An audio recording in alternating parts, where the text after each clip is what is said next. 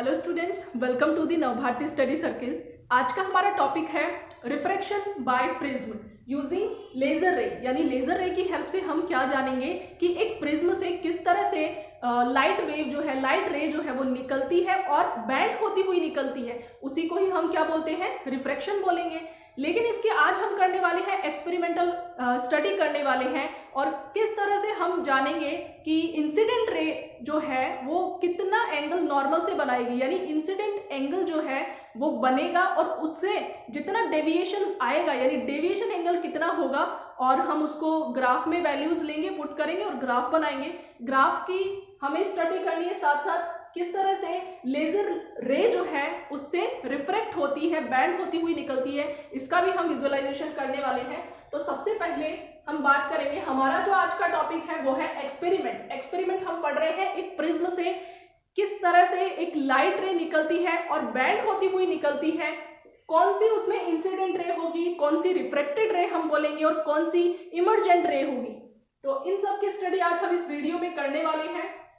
To trace a path of a ray of light through a glass prism. एक glass prism लेंगे हम और उसमें से किस तरह से एक लाइट रे जो है वो पास होगी and determine the angle of deviation. यानी अपन क्या करने वाले हैं, ये जो एंगल ऑफ डेविएशन है ये डिपेंड करता है इंसिडेंट एंगल पर। यानी इंसिडेंट एंगल को जैसे ही हम चेंज करेंगे वैसे ही डेविएशन एंगल चेंज होता है। तो इनकी जो ग्राफिकल स्टडी है और एक्सपेरिमेंटल स्टडी है, आज इस वीडियो में हम इस पूरे टॉपिक को कवर करने वाले हैं।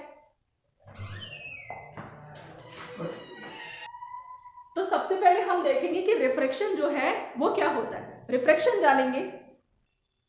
देखिए, रिफ्रैक्शन के लिए सबसे एक मेन बात जो होनी चाहिए वो क्या होती है, हमारे पास एक सरफेस होता है, एक हमारे पास सरफेस होता है जो दो मीडियम को अलग करता है। यानी रिफ्रैक्शन के लिए हमें क्या चाहिए, कम से कम दो मीडियम होने चाहिए और दोनों मीडियम में जो डिफरेंस है वो क्या होना चाहिए, एक जो है दूसरे से डेंसर मीडियम होना चाहिए और दूसरा जो है वो रेयर मीडियम होना चाहिए। तो देखिए, मान लीजिए यहां हमने लिया है एयर और यहां हमने क्या लिया है, वाटर लिया है। अब देखिए, दो तरह से रिफ्रैक्शन होगा, या तो जो लाइट रे है वो वाटर से एयर में जाएगी या फिर एयर से वो वाटर में आ रही है। यानी कि अगर हम दो तरह से इसको डिफरेंशिएट करें, किस तरह से, मान लीजिए हमने इसके दो पार्ट ले लिए हैं, एयर से वाटर में जब आ रही है लाइट तो क्या होगा।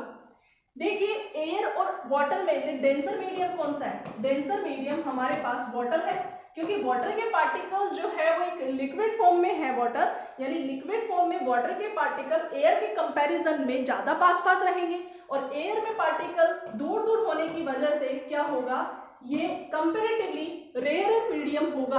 तो यानी कि जब लाइट रे यहाँ पर आएगी, सरफेस पे नॉर्मल बनाएगी, यहाँ पर ये नॉर्मल बन रहा है और निकलेगी कैसे, मान लीजिए ये निकलनी चाहिए थी स्ट्रेट, लेकिन ये इस अपने रास्ते से हो गई बैंड। तो क्या होगा, वाटर में आते ही जस्ट ये नॉर्मल के पास झुक जाती है। यानी ये जो लाइट होगी वो कौन सी होगी, ये वाली लाइन बना के बैंड होती हुई आगे जाएगी। यानी कि ये एंगल इसमें है इंसिडेंट एंगल और ये हमारा जो एंगल है वो क्या है, रिफ्रैक्टेड एंगल। यानी बात आती है जब हम एयर से लाइट रे को पास होते हुए देखते हैं, कौन से मीडियम में, इससे डेंसर मीडियम में यानी वाटर में, तब क्या होगा, जिस सीधी लाइन में वो जानी चाहिए थी उससे वो बैंड होती हुई नॉर्मल के पास आ जाती है। क्यों आ जाती है, क्योंकि यहाँ क्या है, वाटर में पार्टिकल्स पास पास है और एयर में पार्टिकल्स दूर दूर है। तो दूर दूर होने की वजह से यहाँ इसकी रे की जितनी वेलोसिटी थी, अब इस मीडियम में आने के बाद में उसकी वेलोसिटी क्या हो जाती है, कम हो जाती है। कम वेलोसिटी हो जाने के कारण क्या होगा, ये जो रे है वो नॉर्मल की तरफ झुक जाती है और बैंड होती हुई निकलती है। अब दूसरी हम बात करेंगे, वाटर से जब एयर में जाती है कोई रे लाइट तो क्या होगा, यहां से डायरेक्शन जो है वो ये है, यहां एक हमने नॉर्मल बना दिया है और अब जाना किसको कैसे चाहिए था, इसको जाना चाहिए था स्ट्रेट, लेकिन ये कैसे निकलती है, ये इससे भी दूर हट के निकलती है। ये मान लो ये लाइट निकल गई, यानी जो रिफ्रैक्टेड एंगल अब ये होगा वो कौन सा होगा, इस लाइन से बनता हुआ, नॉर्मल एंड रिफ्रैक्टेड लाइन से बनता हुआ रिफ्रैक्टेड एंगल होगा और ये एंगल कौन सा है, इंसिडेंट एंगल है। तो कहने का मतलब क्या है, सबसे पहले रिफ्रैक्शन में हमारे पास मीडियम होनी चाहिए दो, एक डेंसर मीडियम होगा, दूसरा रेयरर मीडियम होगा। जब डेंसर से रेयरर मीडियम में आएगी कोई लाइट रे, तो रेयरर मीडियम में पार्टिकल्स दूर दूर होने के कारण क्या होगा, वहां पे लाइट की वेलोसिटी इंक्रीज हो जाएगी और वो जिस स्ट्रेट लाइन में जानी चाहिए थी उससे दूर हट के जाएगी। दूसरी बात हम करते हैं, जब रेयरर से डेंसर मीडियम में कोई रे लाइट आती है, तो रेयरर से जब डेंसर मीडियम में आएगी तो डेंसर के पार्टिकल क्या होते हैं, थोड़े पास पास होते कंपैरेटिवली रेयरर मीडियम से। तो क्या होगा, वेलोसिटी हो जाएगी कम। कम वेलोसिटी हो जाने के कारण क्या होगा, जो जिस स्ट्रेट लाइन में उसको निकलना था उससे बेंड होती हुई वो नॉर्मल के पास से होकर जाएगी, यानी वो झुक जाएगी नॉर्मल की तरफ। तो ये हुआ रिफ्रैक्शन। अब हम इसको पढ़ते हैं प्रिज्म के लिए। तो प्रिज्म के लिए जब हम बात करेंगे इसको, तो देखिए प्रिज्म को हम बनाते हैं। सबसे पहले ये ट्रायंगल बना लिया हमने। अब देखिए ए बी एंड सी, ये हमने इसको नेम दे दिए हैं। मान लीजिए कोई लाइट रे यहां पर इंसिडेंट होती है, ये नॉर्मल बन गया, यहां ये नॉर्मल है। इसको जाना कैसे चाहिए था, सीधा जाना चाहिए था, लेकिन बाहर एयर मीडियम है और अंदर क्या है, ये ग्लास है। ये क्या है, एक ग्लास प्रिज्म हमने लिया है। तो मीडियम जस्ट चेंज होते ही क्या हो जाएगा, लाइट जो रे है उसका रिफ्रैक्शन हो जाएगा, यानी कि क्या होगा, ये सीधी लाइन में जानी चाहिए थी। ग्लास क्योंकि एयर मीडियम से डेंसर मीडियम में है कंपैरेटिवली, तो पार्टिकल इसके पास पास है। अब क्या होगा, ये क्या होगी, लाइन जो है वो किस तरह से झुक जाएगी, वो झुक जाएगी और क्या होगा, ये सीधी निकल गई, यहां से ये सीधी निकल जाएगी। अब बात करते हैं, जब ये इसके भी बाहर निकलेगी तो एक बार और रिफ्रैक्शन होगा, यानी ये लाइट यहाँ इंसिडेंट होती है, जाना इसको सीधा चाहिए था लेकिन ये थोड़ा सा बैंड होके निकल गई, यानी कि रेयरर मीडियम में, डेंसर मीडियम से रेयरर मीडियम में उसको आना है। उस आने के लिए क्या हो गई, वो नॉर्मल से, ये क्या है हमारे पास नॉर्मल है, इससे क्या हो गई, वो दूर हट गई। अब देखो इसको थोड़ा ध्यान से समझना कि इस वाली लाइन को अगर हम पीछे की तरफ मोड़े तो जहां पे इंसिडेंट लाइन है जानी कहाँ चाहिए थी, सीधी जानी चाहिए थी। और इसको भी जब पीछे की तरफ मोड़ते हैं तो दोनों इंसिडेंट एंड ये जो रिफ्रैक्टेड लाइट है इनके बीच में जो एंगल बनेगा वो होगा डेविएशन एंगल, और ये हमारे पास इंसिडेंट एंगल है। जैसे ही हम इसको चेंज करते हैं वैसे ही ये जो डेविएशन एंगल है वो चेंज होता है। यानी कि हम अभी एक्सपेरिमेंटल जो स्टडी करने वाले हैं इसी बेस पे करने वाले हैं कि जैसे ही अगर इस इंसिडेंट एंगल को हम क्या करेंगे, चेंज करेंगे, तुरंत चेंज आएगा किसके अंदर, डेविएशन एंगल में। और जब इसकी ग्राफिकल हम स्टडी करेंगे तो देखेंगे कि ग्राफ जो है वो किस तरह से बनता है और कौन सा मिनिमम एंगल होगा जिसको हम मिनिमम डेविएशन एंगल बोलेंगे। तो देखिए सबसे पहले हम बात करेंगे, एक हमने लिया है प्रिज्म। आपको जो प्रिज्म है वो किस तरह से, आपको एक यहाँ कार्डबोर्ड पे एक हमने चार्ट लिया है और इस चार्ट पे हम किस तरह से प्लेस करेंगे। देखिए उसकी जो ट्रायंगल शेप है वो आपको प्रिज्म को रख के और आपको ड्रॉ करनी है इस तरह से। आपको ये पूरा जो ट्रायंगल है इस पर ड्रॉ कर लेना है। ड्रॉ करने के बाद में आपको पॉइंट दे देना है A B and C. A B C point देने के बाद आपको क्या करना है, देखिए हमने क्या किया, ये जो लाइट रे है वो तो पास होती ही रहती है। हमने क्या किया, सबसे पहले हमने बात की, हमने दो ऑल पिन्स ले ली, यहाँ पे ये दो ऑल पिन्स ली है टी एंड एस। तो ये जो कार्डबोर्ड है इस पे हम ऑल पिन्स को फिक्स कर देंगे। मान लिया हमने इस तरह से इसको फिक्स किया है। हमने जो डायग्राम देखा था, अभी हमने जो डायग्राम बनाया था उसमें जो लाइट है वो इस तरह से आ रही है, यानी दो ऑल पिन हमने इस पर फिक्स कर दी। अब दो ही फिक्स क्यों करी, क्योंकि एक सीधी स्ट्रेट लाइन बनाने के लिए कम से कम हमें 2 पॉइंट चाहिए। एक पॉइंट पर हम कैसे स्ट्रेट लाइन बना देंगे, हम नहीं बना पाएंगे। ये स्ट्रेट लाइन की डायरेक्शन जो है वो किसी भी तरफ बन सकती है। मान लीजिए हमें डायरेक्शन बनानी है ये, तो इस डायरेक्शन पे हमें 2 ऑल पिन्स कुछ इस तरह से फिक्स करनी पड़ेगी। उसी तरह से हमने क्या कर लिया, यहाँ पे T N S 2 all pins ले लिए। अब क्या करेंगे, देखिए नेक्स्ट वापस हमने क्या किया, यहां पर प्लेस कर दिया प्रिज्म।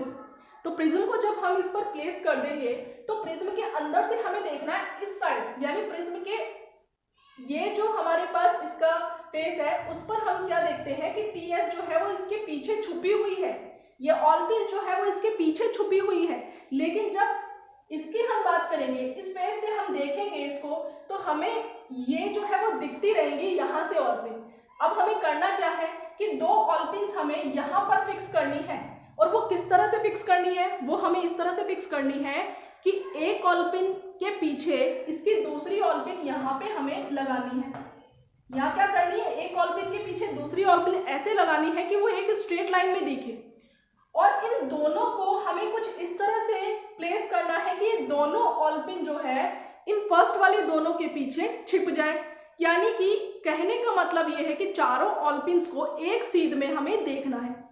क्यों? क्योंकि जो लाइट आ रही है वो स्ट्रेट आ रही है, और हमें यहाँ पर कैसा देखना है कि वो बैंड होती हुई निकलेगी, और हमें दिखनी कैसी चाहिए, वो एक लाइन में दिखनी चाहिए। तो कुछ इस तरह से एक्सपेरिमेंट हम करते हैं। ये हमारा प्रिज्म है जो हम लैब में यूज करते हैं, ये लैब प्रिज्म हम बोलते हैं। लैब में कुछ इस तरह का प्रिज्म हम काम में लेते हैं। यहाँ पर जो हमने पहले एक लाइन बनाई थी, और इस एक लाइन पर क्या किया, हमने दो ऑलपिन को फिक्स कर दिया। अब क्या करेंगे, इसके इस तरफ से हम देखेंगे कि ये दो ऑलपिन जो है वो कहाँ पर हमें दिख रही है। तो देखिए क्या करने वाले हैं, ये आपको डायग्राम दिख रहा होगा। इसका मतलब है कि हम यहाँ से इसको फोकस करके देख रहे हैं, और वो दो ऑलपिन जो है वो हमें प्रिज्म के अंदर से देखनी है। तो क्या होगा, उसको इसके अंदर से देखेंगे, साथ ही हमें क्या करना है, आरक्यू को कुछ इस तरह से फिक्स करना है कि वो दोनों जो है वो इन दोनों ऑलपिन्स के पीछे छिप जाए। अब नेक्स्ट हम देखो, इसका जो एक्सपेरिमेंटल जो डायग्राम है वो आपको बहुत अच्छा, बहुत क्लियर आपको दिख रहा होगा कि मैंने अभी तक आपको जो समझाया कि ये दो ऑलपिन्स हमें कुछ इस तरह से फिक्स करनी है कि पीछे वाली दोनों ऑलपिन जो है इसके इन दोनों के पीछे छिप जाए। तो देखो आपको दिख रही होगी यहाँ पूरी स्ट्रेट लाइन में ये नहीं है। अभी मैंने कैमरा को कुछ इस तरह से फोकस करके बताया हुआ है कि थोड़ी आपको किस तरह से इसको सेटअप करने में टाइम लगेगा थोड़ा, और किस तरह से आपको सेट करना है, डायरेक्शन कौन सी लेनी है, एक सीध में होनी चाहिए। अब देखो यहाँ पर आप देख पा रहे हो कि ये पीछे वाली भी आपको दिख रही है, इसके पीछे वाली, इसके आगे वाली भी आपको ऑलपिन दिख रही है, और ये दो ऑलपिन तो एक दूसरे के पीछे पूरी तरह से छिपी हुई है। लेकिन अभी ये उस कंडीशन में नहीं आई है कि ये इनके पीछे छिप जाए। तो नेक्स्ट आप देखोगे कि अब आपको दिखेगा, देखो ये बहुत ही क्लियर विजन आपको दिख रहा है। यहाँ पे चारों ऑलपिन जो है वो एक सीध में है। अब देखो ऑलपिन्स हमने कहाँ फिक्स की थी, ये यहाँ पर आपको दिख रही होगी अलग से, ये ग्रीन आपको दिख रही होगी, ग्रीन ऑलपिन्स हमने फिक्स की है। तो इनकी जो इमेजेस है वो आपको यहाँ दिख रही है प्रिज्म के अंदर, और इन्हीं के पीछे आपको क्या करना है, इन्हीं के आगे आपको ये दो ऑलपिन्स कुछ इस तरह से सेट करनी है कि आपको चारों के चारों एक सीध में दिख जाए। तो देखिए यहाँ ऑलपिन थी, इसकी जो इमेज है प्रिज्म में आपको यहाँ दिख रही है, ग्रीन वाली जो ऑलपिन्स है, और साथ ही येलो वाली जो ऑलपिन्स आपने इसको इस तरह से स्ट्रेट लाइन में लगा दिया है। अब क्या करना है, जिन दो पॉइंट्स पे ये दो ऑलपिन हमने फिक्स की है, उन दो पॉइंट्स को हम क्या कर देंगे, पॉइंट आउट कर देंगे। और पॉइंट आउट करने के बाद ये हमने पॉइंट आउट कर दिया है इसको RQ से, और पॉइंट आउट करने के बाद हम क्या करेंगे, यहाँ पर ये जो लाइन है वो ड्रॉ करेंगे, इन दोनों से मिलाती हुई जो लाइन है वो ड्रॉ करेंगे। ड्रॉ करने के बाद क्या होगा, ये दोनों लाइन जहां पे एक दूसरे को कट करती है, जहां पर एक दूसरे को कट करेगी वहीं पर यहाँ डेविएशन एंगल बनेगा।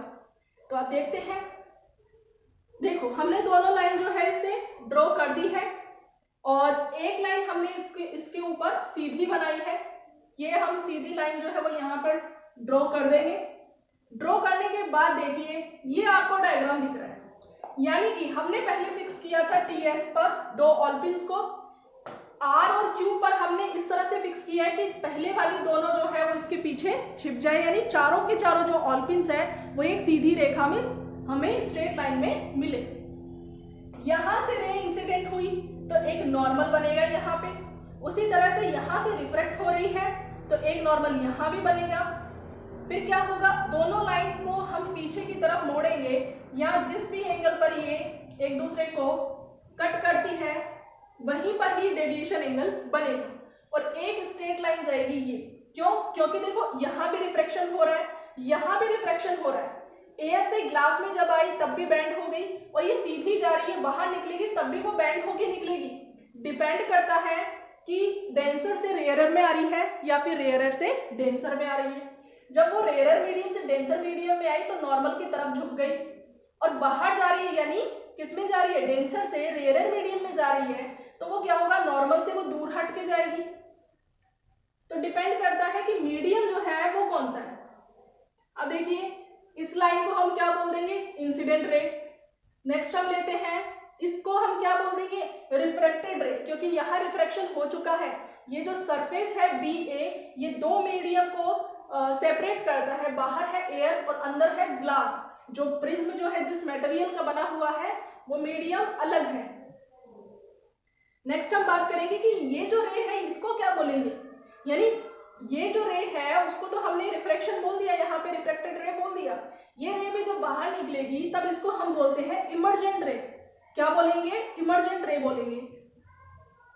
अब देखिए डायग्राम यहाँ बन पा रहा है, यहाँ हमने क्या किया, ये नॉर्मल ड्रॉ किया है, और नॉर्मल को आप डॉटेड लाइन से ही लिखोगे, बनाओगे, इसको ड्रॉ करोगे।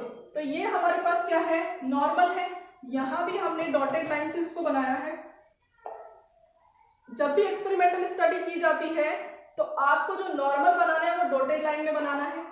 नेक्स्ट हम क्या करते हैं, ये दोनों जो लाइन हमारे पास, ये भी बैंड हो गई थी और इधर जाके ये भी बैंड हो गई थी, दोनों को पीछे की तरफ ले जाके मिलाते हैं तो हमें मिलता है एक डेविएशन एंगल। देखो यहाँ ये डेल्टा आपको दिख रहा है, ये क्या है, ये डेविएशन एंगल है कि कितने एंगल से डेविएट होके गई है इंसिडेंट रे।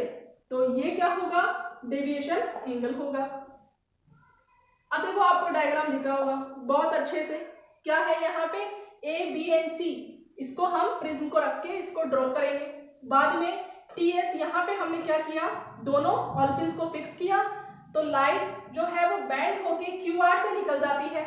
ये हमने दो पॉइंट्स कैसे लिए, ये हमने लिए इन दोनों ऑलपिन्स को इन दोनों ऑलपिन्स के पीछे छुपाकर। तो इस तरह से आप ये लाइन पूरी की पूरी ड्रॉ कर दोगे, इनके नेम दे दोगे आप, कौन सी इंसिडेंट रे है, कौन सी रिफ्रैक्टेड रे है, कौन सी इमर्जेंट रे है, नॉर्मल कौन कौन से हमने ड्रॉ किए डॉटेड लाइन से, ये डॉटेड लाइन से दो नॉर्मल हमने ड्रॉ किए। फिर क्या किया, ये जो बैंड हुई थी यहाँ पर लाइन, उसको हमने पीछे की तरफ मोड़ दिया, इसको भी हम पीछे ले गए। अब ये एंगल जो है वो हम D की हेल्प से निकाल लेंगे कि कितना एंगल जो है हमारे पास यहाँ पे बना है। ये डिपेंड करता है इंसिडेंट एंगल पर। इंसिडेंट एंगल जैसे ही हमने चेंज कर दिया वैसे ही यहाँ जो डेविएशन एंगल है वो चेंज हो जाएगा। अब देखिए स्टूडेंट्स, हम इस पूरे जो प्रोसेस है, पूरा एक्सपेरिमेंट जो है उसको हम देखेंगे लेजर लाइट की हेल्प से। तो सबसे पहले हम दो तरह के प्रिज्म ले रहे हैं। दो तरह के प्रिज्म कौन कौन से हैं, एक तो जो आपको लैब में मिल जाएगा, इस लैब में जो प्रिज्म मिलता है इसकी हेल्प से आप पूरा का पूरा एक्सपेरिमेंट करोगे। और अगर आपको रिजल्ट और बेटर चाहिए, अगर आपको और बेटर तरीके से लेजर बीम जो है इसको इसमें से पास होते हुए देखना है, तो आपको लेना पड़ेगा एक फोटोग्राफिक प्रिज्म। तो ये थोड़ा सा साइज में कुछ इस तरह का होता है, लंबा होता है। तो ये दोनों प्रिज्म हमने ले लिए। दोनों प्रिज्म की हेल्प से हम देखेंगे कि किस तरह से लेजर बीम या लेजर रे जो है इनसे निकलती है और उनका रिफ्रैक्शन होता है। तो इसके लिए हमें क्या चाहिए, इसके लिए हमें चाहिए लेजर टॉर्च। अब देखिए हमने क्या किया, सबसे पहले हमने लेजर का स्विच ऑन किया। अब इसमें से जो लाइट जा रही है वो आपको दिख रही होगी कि अभी प्रिज्म के अंदर से हमने इसको नहीं गुजारा है। हमने क्या किया, इस लेजर बीम को जस्ट कॉर्नर पे रखा है, कॉर्नर से भी पहले रखा है। यानी अभी जो लेजर लाइट जा रही है वो सीधी जा रही है, वो स्ट्रेट जा रही है। लेकिन अगर जैसे ही हमने क्या किया, इसमें प्रिज्म के अंदर इसको लेके गए तो ये बैंड होती हुई उधर निकल जाएगी। आप देखो इसका डायग्राम। अभी भी हमने क्या किया, pass the laser beam through the prism. अभी देखो यहां से जस्ट पास हुई है और नेक्स्ट जो डायग्राम बनेगा वो आपको क्लियर दिख रहा होगा, वो आपको बहुत क्लियर दिख रहा होगा कि यहाँ पर हुआ क्या है। ये लेजर बीम जो है वो इस तरह से जा रही है। अब कुछ इस तरफ क्या हो गई, इस तरफ भी गई है, लेकिन बहुत ही लाइट दिख रहा है आपको। लेकिन जो एक स्ट्रॉन्ग वे आपको दिख रहा है वो क्या है, लाइट जा रही है कुछ बेंड होके इस तरफ, तो इस तरह बेंड होके निकल गई। यानी रिफ्रैक्शन हम देख पा रहे हैं प्रिज्म से बहुत ही अच्छी तरह यूजिंग लेजर रेज। अब देखिए, you will observe the straight path of the laser beam bends as it passes through the prism. जैसे ही प्रिज्म से इस लेजर लाइट को पास किया जा रहा है, ये तुरंत क्या हो गई, बेंड होके उस तरफ चली गई, और जितना एंगल बना के यहाँ पे इसमें गई है उतना ही एंगल बना के ये रिफ्रैक्ट हो जाती है और बाहर निकल जाती है, उतना ही एंगल बना गई। और लास्ट वाली जो ये लाइट है उसको हम क्या बोलते हैं, इस लाइन को हम बोलेंगे इमर्जेंट रे, और इसको क्या बोलेंगे, इसको हम बोलेंगे इंसिडेंट रे। और ये अगर हम इसका ड्राइंग देखें तो किस तरह से होगा, ये कुछ इस तरह से जाती है, यानी जो लाइट जा रही है वो तो ये लाइट हो गई, और जो इंसिडेंट हो रही है वो ये लाइट हो गई, बीच में जाती है ये स्ट्रेट कुछ इस तरह से जाएगी। तो ये आपने देख ही लिया है। नेक्स्ट हम बात करते हैं, हम लेते हैं अब फोटोग्राफिक जो प्रिज्म है वो लेंगे। अब इससे आप देखोगे कि किस तरह से लेजर बीम जो है इसमें से निकलेगी। आपको बहुत ही क्लियर लेजर बीम आपको दिख रही है इस तरह से, इसमें बैंड होती हुई जा रही है, और ये दो लेजर लाइट्स है, दो लेजर लाइट्स इसमें डाली गई है। और देखिए यहाँ देखिए, ये डायग्राम बहुत ही अच्छा डायग्राम है, इसको अच्छे से समझते हैं। सबसे पहले यहाँ पर ये लाइट को इंसिडेंट करवाया। अब देखिए आपको 5 लाइट आपको दिख रही है, 1 2 3 4 एंड 5। अब देखिए कौन कौन सी लाइट है। सबसे पहले हम बात करेंगे, ये जो लाइट है वो तो है रिफ्लेक्टेड, और ये जो लाइट है वो है रिफ्रैक्टेड बीम है, ये भी रिफ्लेक्टेड है, और दूसरी ये फेंट रिफ्लेक्शन है। यानी ये जो लाइट है बहुत ही आपको दिख भी रही है या नहीं दिख रही है, बहुत ही आपको लाइट दिख रही है, ये तो ये स्ट्रॉन्ग नहीं है।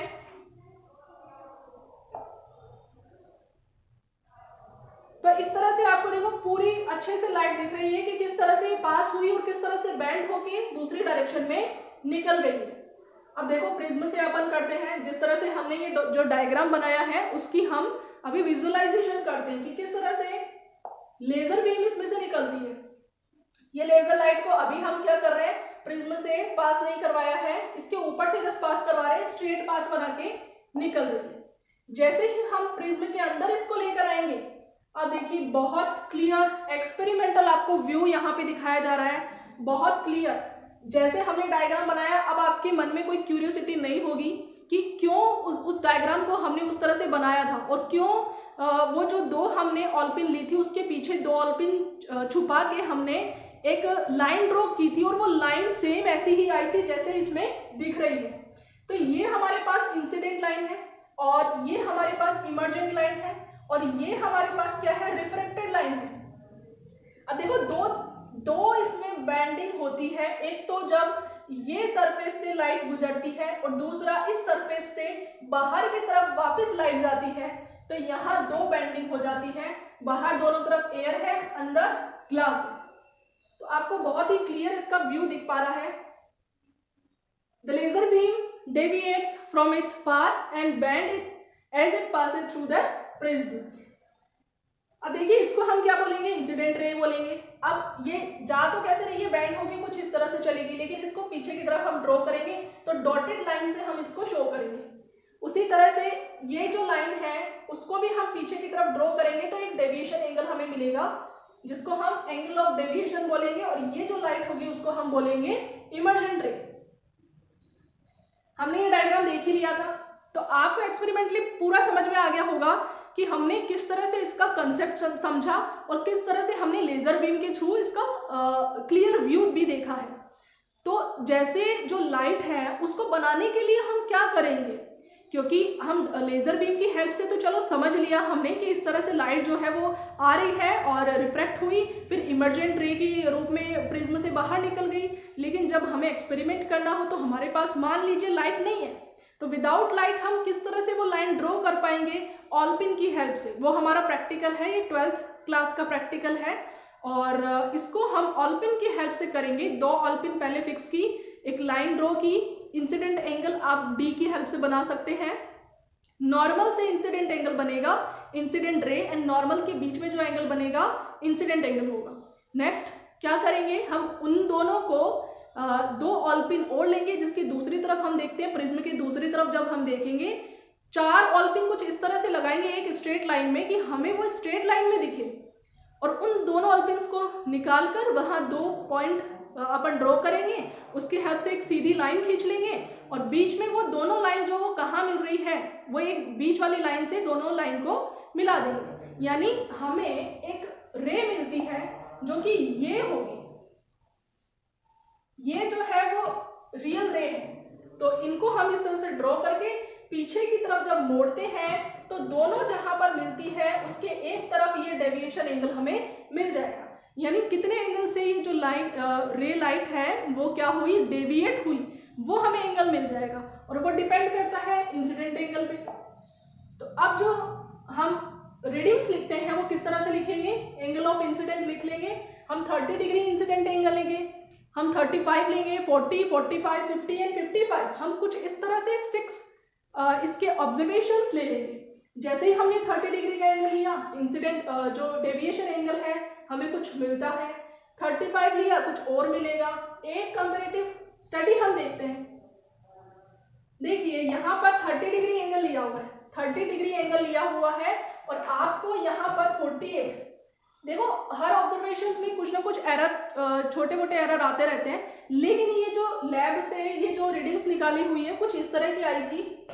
तो 30 डिग्री पर 48 एंगल मिल रहा है, यहाँ पर 35 डिग्री पर जब हम इंसिडेंट एंगल रखेंगे तो डेविएशन एंगल हमें मिलेगा 43 डिग्री।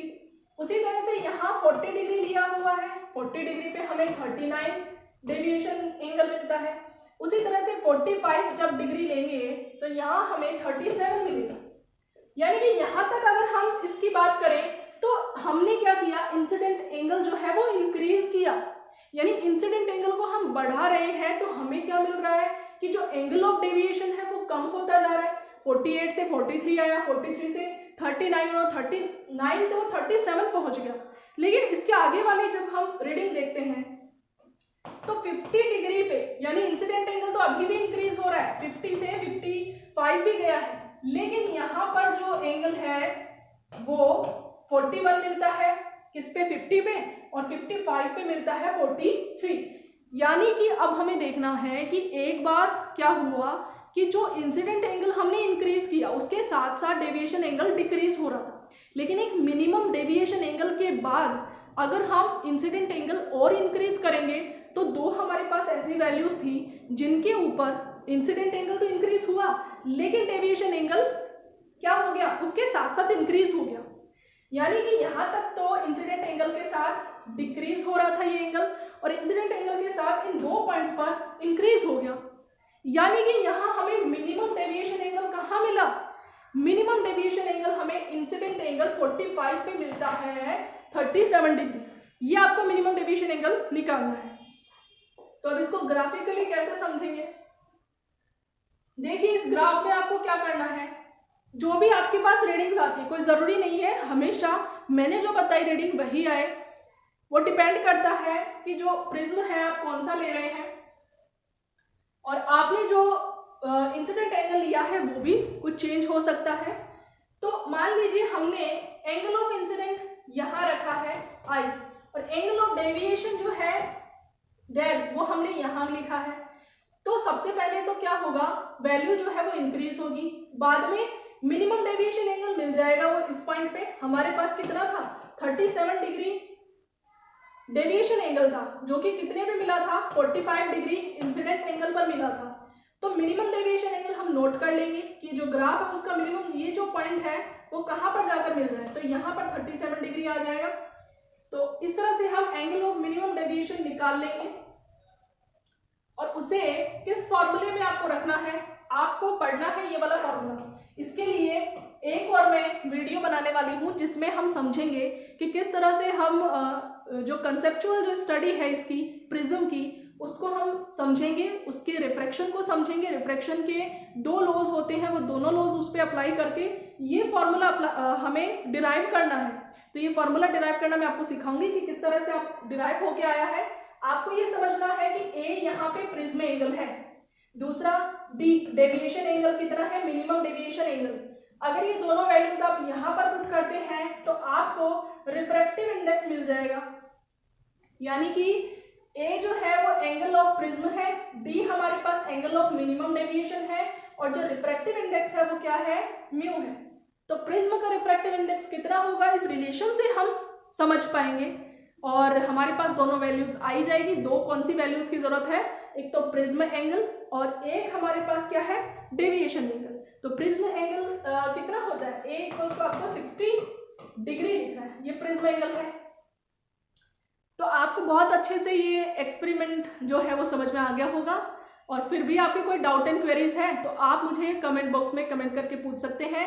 नेक्स्ट हम पढ़ेंगे कि किस तरह से ये प्रिज्म का ये फॉर्मूला डिराइव होता है, और जो रिफ्रैक्टिव इंडेक्स है, साथ ही प्रिज्म एंगल क्या है, डेविएशन एंगल क्या है, किस तरह से ये बनते हैं, इंसिडेंट एंगल कितना निकलता है उसका क्या फॉर्मूला होता है, और रिफ्रैक्टेड एंगल क्या होता है, उन दोनों की हेल्प से किस तरह से हम जो रिफ्रैक्शन होता है उसमें एक लॉ आएगा स्नेल्स लॉ, उस स्नेल्स लॉ का फॉर्मूला जो है हम डिराइव करेंगे। उस स्नेल्स लॉ के फॉर्मूले में incident angle and refracted angle put करके प्रिज्म के लिए ये फॉर्मूला हम डिराइव करने वाले हैं। तो इसके नेक्स्ट वाला वीडियो जो है वो इसी से रिलेटेड होगा, आप ज़रूर देखिएगा। तो आपको फिर भी कोई डाउट एंड क्वेरीज है इससे रिलेटेड तो आप इस वीडियो में पूछ सकते हैं, और मिलते हैं आपसे नेक्स्ट वीडियो में नेक्स्ट टॉपिक के साथ। तब तक के लिए थैंक यू सो मच।